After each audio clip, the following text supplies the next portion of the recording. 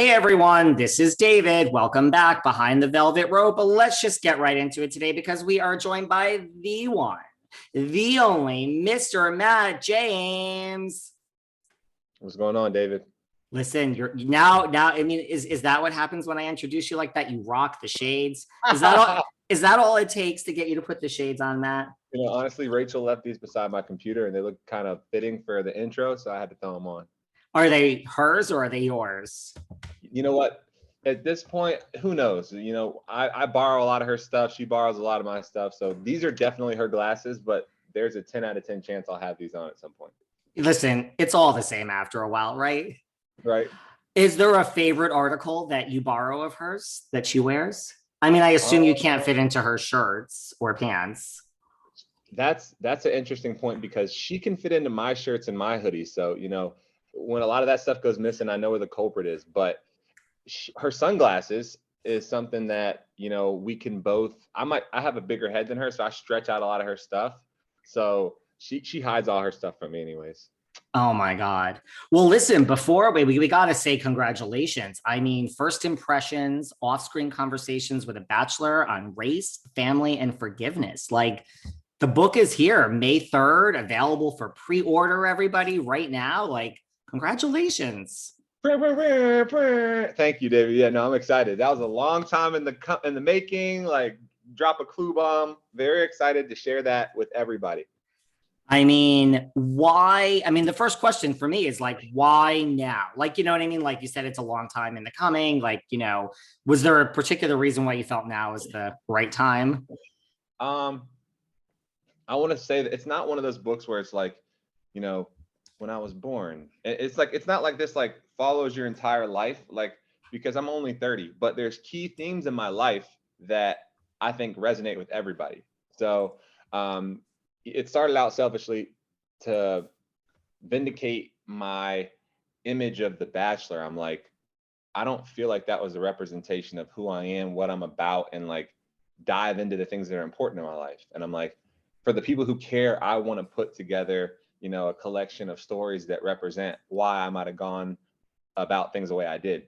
And as I'm recalling and recounting those different experiences that led me to this point in my life, I'm like, oh my gosh, like this is in parallel with millions of different people. And I saw that from how my story on screen resonated with a bunch of different people all across the world. I'm getting messages about people who are reconciling with family members, people who grew up as the odd person out in multi-race relations, and so forth.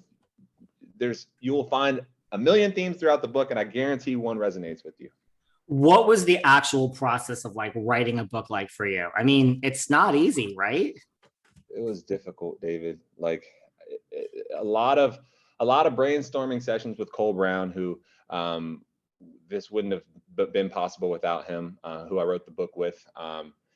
And honestly, the experience of being on The Bachelor prepped me in terms of being able to dive into things that I didn't want to talk about. Like, it's very hard for me to go to places that make me emotional and bring back traumatic experiences, but like I had to address those things face on the show. So it had already warmed me up to that process, and putting them on paper like really helps you identify things in your life that like you have and found issue with. And as I did that, I'm just like addressing these things head on. And it was a very healthy exercise. I would equate it to journaling. It's like we took this journal and we compiled it together into a very concise book, and we're going to be sharing it with everybody. So kind of like therapy, journaling. right? I've been journaling with Hannah Brown's freaking journal right here. It's been a good practice.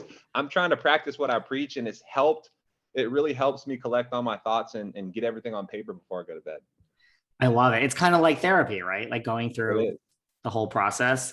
Yeah. Was there anything because I've read a lot of, huge chunks of this book, actually most of it. Was there anything in particular or one or two things where you were like on the, verge of like, maybe this goes in, maybe this is too personal? For sure. I mean, especially all the things with your family. I think that's the big thing whenever you're going to do something as public as go on a TV show that's going to dive into those areas of your life. And then from the things that I shared in my book, like that just goes even more personal.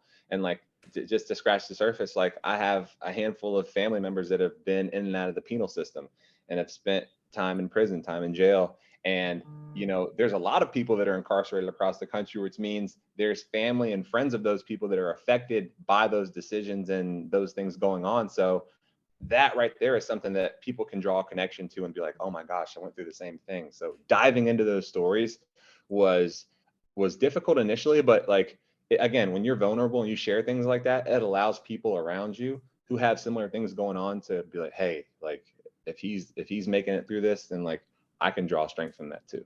Did you have any reservations in saying yes to writing this book? Maybe like, you know. Honestly, no, because, you know, it started from this frustration of like, I don't like how things are appearing on screen. Like, this isn't who I am. Like, and not only who is it not who I am, but there's so many important things that were discussed and that I wanted to be portrayed that were just skipped over. So I'm like, it's got to fall on me to make sure that gets out there. And it was something that I wanted to take on head. What were some particular things like just that you thought were skipped over or not portrayed, or maybe filmed in like, you know, just on the cutting room floor because they weren't, you know, forwarding that sexy story of like, let's go in this direction?